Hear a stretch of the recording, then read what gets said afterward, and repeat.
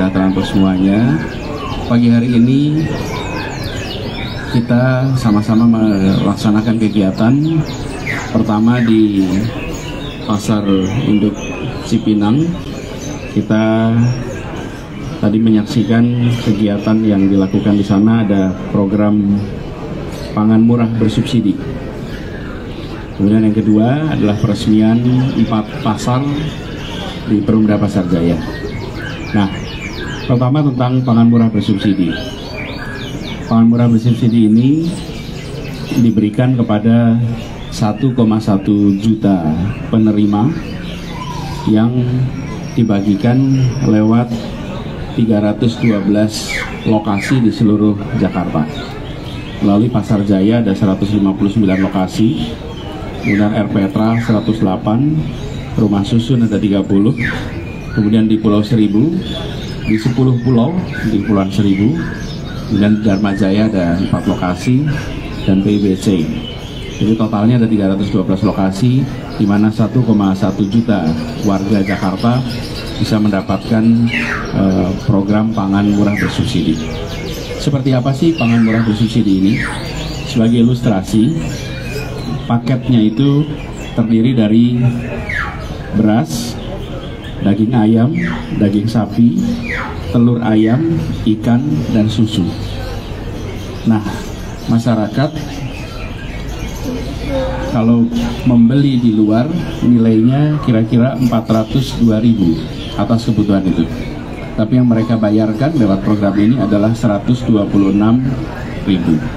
Jadi mendapatkan subsidi sebesar 276.000 atau 69%, hampir 70% dibiayai lewat subsidi. Dengan cara seperti itu, maka sebagai ilustrasi, daging sapi misalnya, yang 1 kilonya di luaran itu sekitar 135.000, di sini harga untuk masyarakatnya adalah 35.000. Begitu juga dengan daging ayam, yang di luar harganya 38.000, lewat program ini hanya membayar Rp8.000. Hal yang sama juga terjadi pada ikan. Ikan di luar sana harganya sekitar 47.000 dan masyarakat membayar 13.000. Jadi program ini diharapkan akan bisa membantu meringankan beban masyarakat di pekan-pekan yang saat ini masyarakat merasakan tekanan ekonomi yang cukup besar, di mana kita semua menyadari biaya-biaya mengalami peningkatan. Nah, harapannya dengan program seperti ini, maka kelompok masyarakat di Jakarta yang memiliki daya beli masih rendah, mereka bisa melangsungkan kehidupannya dengan baik karena pemerintah hadir untuk membantu meringankan bebannya. Ini adalah sebuah ikhtiar kita di Jakarta untuk menjaga agar seluruh unsur masyarakat bisa tetap menjalankan penghidupannya dengan baik. Di samping program subsidi ini, juga pengelolaan atas pasokan pangan yang dikerjakan oleh 3 BUMD kita, Dharma Jaya, Cipinang Station, dan Pasar Jaya. Ketiganya ini telah berhasil membuat harga-harga kebutuhan pokok di Jakarta bukan hanya stabil, tapi relatif lebih murah dibandingkan barangkali dengan wilayah-wilayah sekitar Jakarta, karena mereka bisa bekerja sama lintas daerah, mereka punya ekosistem yang lebih sehat. Ini insya Allah bisa menjadi sebuah model di mana ketika BUMD bekerja memastikan pasokan berjalan dengan baik, efisien, lalu masyarakat merasakan dampaknya.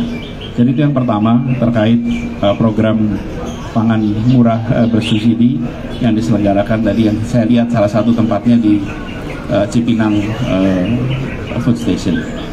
Kemudian yang kedua adalah peresmian pasar. Peresmian pasar ini ada 4 pasar: Pasar Cipinang Kebembem, Pasar Sawah Barat, Pasar Tanah Tinggi Poncol, dan Pasar Tebet Barat.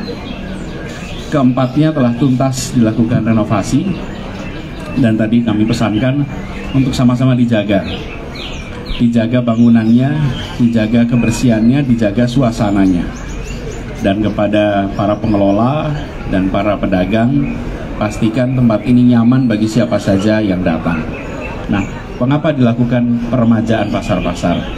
Kita ingin mempertahankan kehidupan pasar tradisional sambil menghadirkan kebersihan, kerapian, ketertiban, sehingga fungsi pasar di mana di situ ada kegiatan bertemunya penjual dan pembeli ditambah dengan bertemunya antar warga masyarakat yang membangun perasaan kebersamaan, perasaan kesetaraan, perasaan kita adalah satu keluarga besar warga Jakarta. Jadi eksistensi pasar tradisional ini harus dipandang lebih dari sekedar soal distribusi barang, tapi ini sebagai salah satu wahana untuk kita bisa membangun sebuah perasaan kebersamaan bagi warga. Yang ketiga, pasar-pasar ini bisa menjadi tujuan wisata, khususnya yang pasar burung, karena di sini bisa orang dari mana-mana datang, wisatawan domestik maupun internasional bisa menikmati pasar burung ini sebagai sebuah tujuan wisata. Nah, ini adalah sebuah keinginan yang kita wujudkan dalam bentuk bangunan. Sekarang sama-sama dirawat dan mudah-mudahan nanti bisa maju, berkembang, dan semua merasakan kebahagiaan. Itu saja barangkali dari kami. Ada beberapa hal teknis nanti akan saya minta Pak Dirut Pasar Jaya dan Cipinang Food Station untuk menambahkan ini. Pak Dirut, silakan Pak Dirut. Ada tambahan? Tunggu. Pak, ada tambahan? Oke. Yuk, kalau ada pertanyaan aja silakan. Pak, subsidi pangan yang tadi disebutkan, Pak.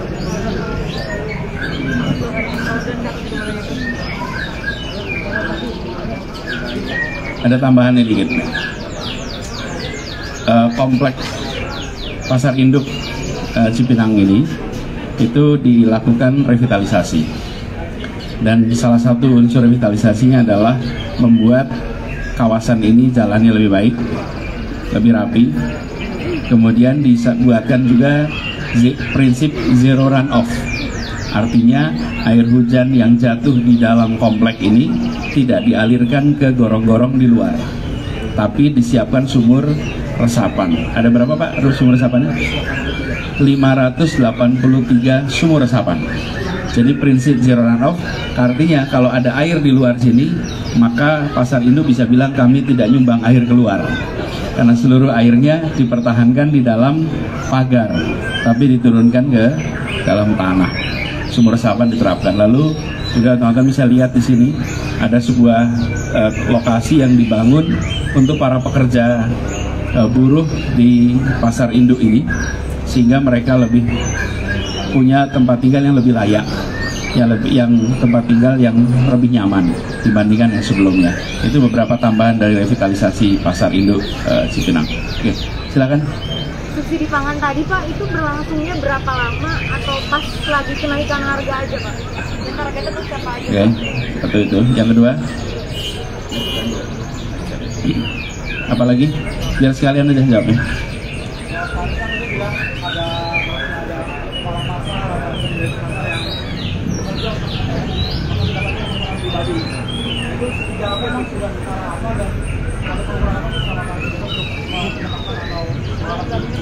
Ya, jadi kita semua, oke, dua ya pertanyaan itu.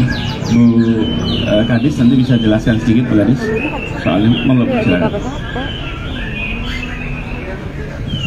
Terima kasih kawan-kawan semuanya, izin menyampaikan terkait dengan pelaksanaan pangan murah bersubsidi. Itu kita lakukan dari mulai Januari sampai Desember. Kemudian sasarannya adalah anak-anak pemegang kartu Jakarta Pintar, kemudian kartu lansia Jakarta, disabilitas, penghuni rumah susun, guru-guru honorer, kemudian PJLP dengan UMP 1,1, demikian juga dengan guru-guru yang bekerja di DKI Jakarta dengan koefisiennya 1,1, semuanya mendapatkan pangan murah bersubsidi. Kecuali untuk KJP, anak-anak pemegang KJP itu ditambahkan dengan susu, lainnya tidak. Demikian Bapak. Saya teruskan sedikit ya datanya. Ini untuk guru honorer ada 22.000 guru honorer mendapatkan.